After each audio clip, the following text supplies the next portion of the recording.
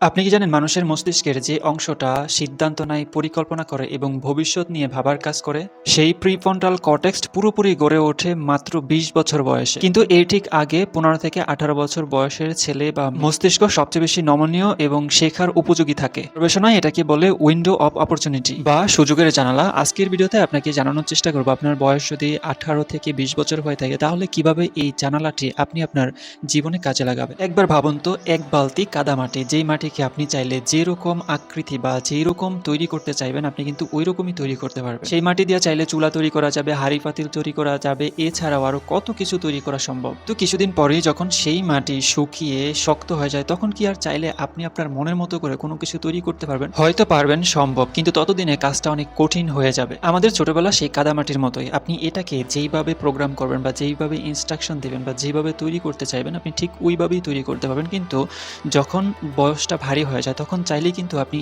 কোনো কিছু শিখতে পারবেন না, কোনো কিছু করতে পারবেন না। অসম্ভব জিনিসটা এরকম না, বাট ছোটবেলায় যে জিনিসটা শেখাটা অনেক বেশি ইজিয়ার, ওই জিনিসটাই বড় হওয়ার পরে অনেক বেশি কঠিন হয়ে যায়। কেন ১৫ থেকে ১৮ বছর বয়সটা সব থেকে আলাদা? ইউসিল এর গবেষণায় ৩৩৩ জন কিশোর কিশোরী ও প্রাপ্তবয়স্কদের নিয়ে একটা গবেষণা করা হয়েছিল। সেখানে দেখা গেছে ১৫ থেকে ১৮ বছর বয়সীরা নির্দিষ্ট কগনিটিভ স্কিল শেখার ক্ষেত্রে অপ্রাপ্ত বয়স্কদের থেকে দ্রুত উন্নতি করতে পারে বা কোনো কিছু দ্রুত শিখতে পারে, কারণ এই বয়সে মস্তিষ্কে নতুন স্নায়ু সংযোগ তৈরির হার সম্ভাবনা বা সবচেয়ে বেশি থাকে এবং এটাকে বলা হয় নিউরোপ্লাস্টিসিটি। সহজ কথায় বললে, আপনার এখন ১৮ বছর বয়সে আপনি যেটা চর্চা করবেন বা শেখার চেষ্টা করবেন সেটা আপনার মাথায় যত দ্রুত এবং যত সহজভাবে সেট হয়ে যাবে, বয়স বাড়লে ওই জিনিসটা অত সহজে সেট হবে না। এই জিনিসটা বা এই প্রসেসটা অনেক বেশি কঠিন হয়ে যাবে। যদিও বর্তমান সময়ে ১৮ থেকে ২০ বছর বয়সী ছেলে এবং মেয়েদের যেই কাজগুলো করার কথা, কিন্তু বর্তমানে তারা সেই কাজের উল্টো জিনিসটা করে।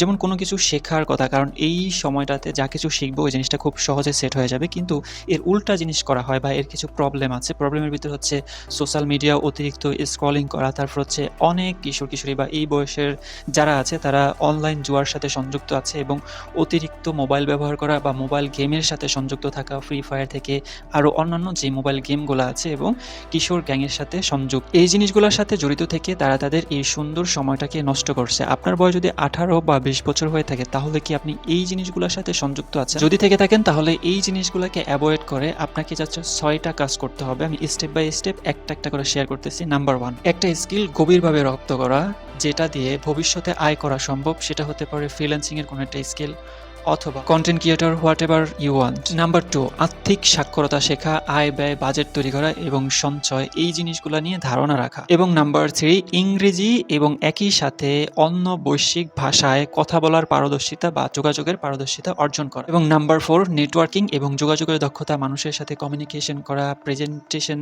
দেয়া, এই জিনিসগুলো অর্জন করা। নাম্বার 5, স্বাধীনভাবে সিদ্ধান্ত নেওয়া এবং দায়িত্ব নেওয়ার অভ্যাস নিজের ভিতরে গড়ে তোলা। এবং নাম্বার 6, শারীরিক এবং মানসিক স্বাস্থ্যের রুটিন তৈরি করা, সময় মতো ঘুমানো, সময় মতো খাওয়া এবং সময় মতো পড়াশোনাটা করা। আপনি যদি ১৮ থেকে ২০ বছর বয়সী হন তাহলে মনে রাখবেন এই বয়সটা আপনার জন্য সবচাইতে মূল্যবান সময়। এই সময়টাতে সুন্দর করে সুন্দর কিছু শেখার জন্য বিনিয়োগ করাটাই হবে বুদ্ধিমানের কাজ।